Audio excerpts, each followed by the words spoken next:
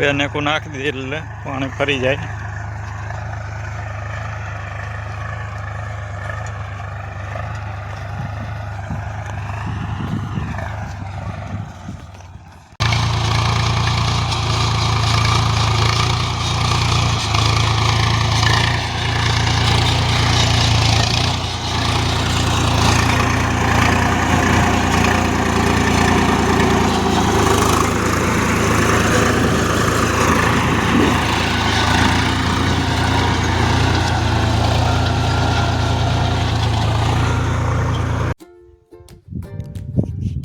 जय माताजी मित्रों, अपना व्लॉग में स्वागत है। આપણે આવી ગયા હતા ખેતરમાં ને ખેતરમાં જોઈ લો, આજે આપણે અજમામાં ઓળા પાડી દીધા છે અને વિડીયોમાં બતાવશું, જોઈ લો। આવી રીતના ઓળા પાડી દીધા છે। તમને બતાવો પણ હું જો ગામ ટ્રેક્ટરથી કેવી રીતે ઓળા પાડ્યા એ વિડીયોમાં બતાવો। આવી રીતે ઓળા પાડીને હવે મહિના પછી પાવાના થાય છે। જો ભેજ વધારે છે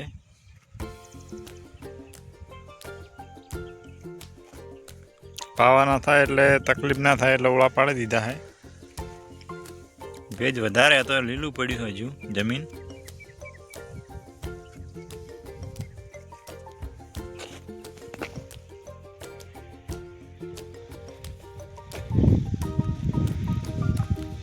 આમાં પછી આપણે હવે નેકું નાખવાની છે। પાવડો બનાવે છે આનાથી ખડ ઓછું ઉગે, વધારે પાવડો થઈ ગયો બે બાજુ એટલે અજમાને સપોર્ટ સારો થઈ ગયો।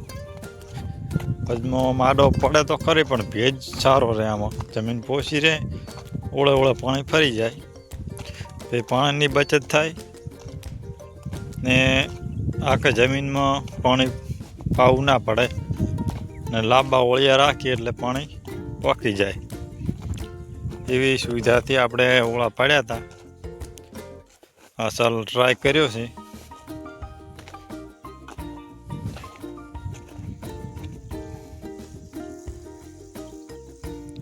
અજમાં પણ ખાતર એવું વાવેલું હતું જે એકદમ વધે જ જાય છે।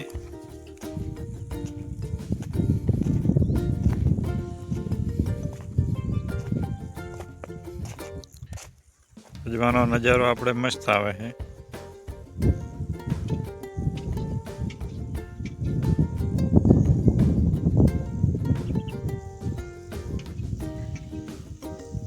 આ લગભગ 4 વીઘા જેવો હશે અજમો।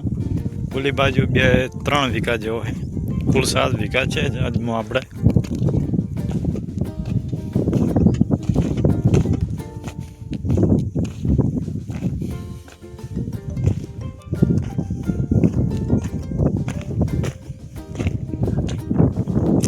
હાલ તો કોઈ પાણીની જરૂર નહીં, એકદમ કાળો મસ ખાતર નાખેલ એવો જ છે।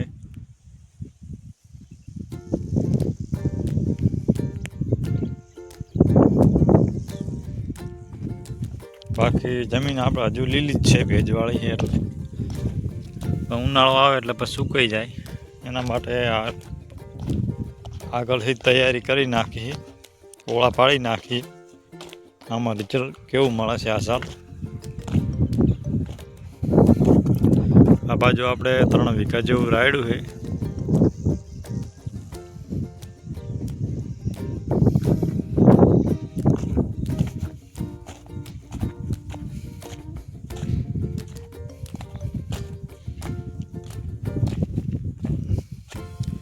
આ બાજુ અજમો છે, એમાં પણ ઓળા પાડી દીધા છે।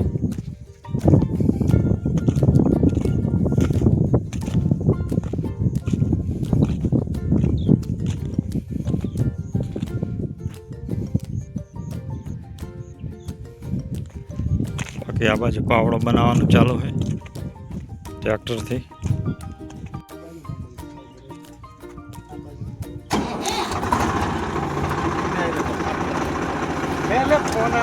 हाँ बनाए ना बस हाँ बराबर है आप मित्रों नाख दे नीको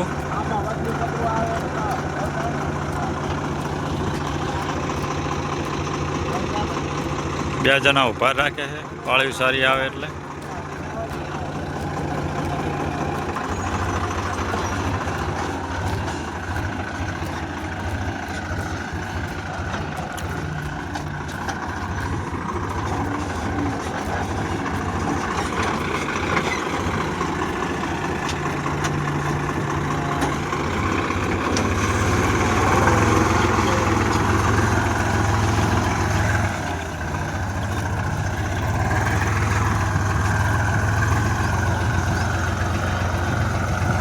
આવી નીકાળે છે શેડ ઓછી હોવાના કારણે.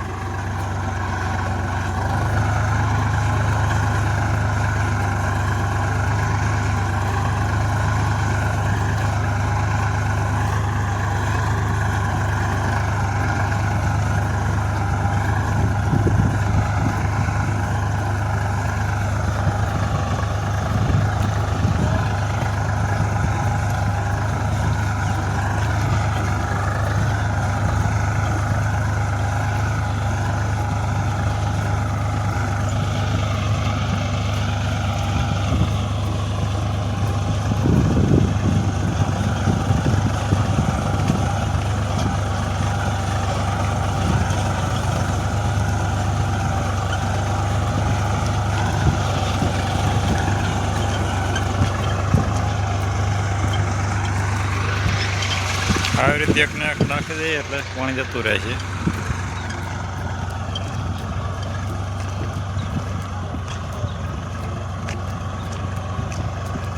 અમુક આજમાં ઉપડી જાય વાંધો ને ગારો છે એટલે એવું તો નુકસાન થતું રહે.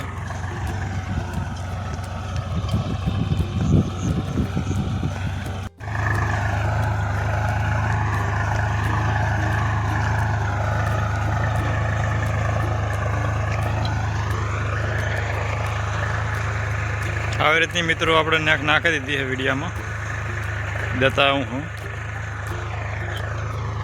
બે નેકો નાખી દીધી એટલે પાણી ફરી જાય.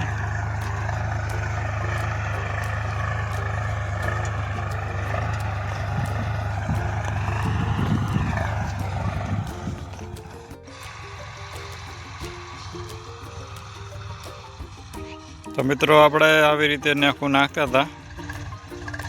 અજમો થઈ ગયો મોટો પાછળથી પાવાનો થાય એના માટે આગળથી તૈયારી કરી નાખી.